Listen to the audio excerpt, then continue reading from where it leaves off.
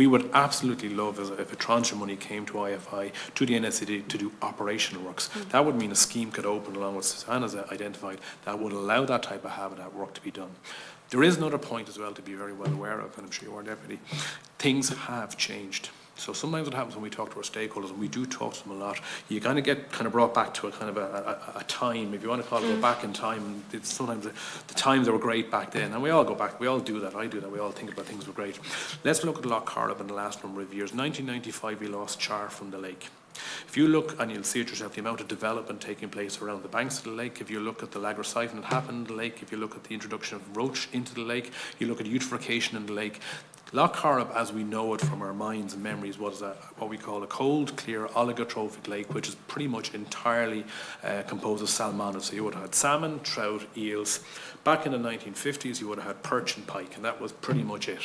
Now you've got a fairly decent supply of coarse fish, and because the climatic and the environmental conditions have changed in the lake, you have huge populations of roach in that lake. It's changing the dynamic of the lake. These are things that we probably cannot stop, and it's linked into the question earlier on about climate change and warming.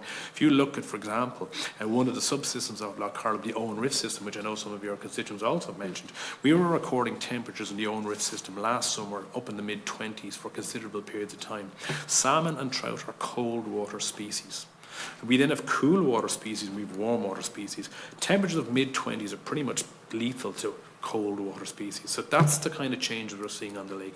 Lager siphon, which IFI took on of its own volition, in the Western Board and the Central Board at the time took a leadership role and said, this is an issue for us. And you probably would have seen the before and after pictures of Rinnaroom Bay. We went out and we managed our programme. We managed our programme on a shoestring and kept at it and effectively borrowing and begging money to keep the show going.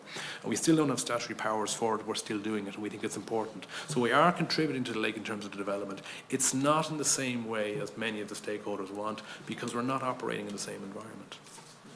Okay, thank you very much. I think they're all our questions for today, and we'll be looking forward to engaging with you again in the future. Thank you very much. So our committee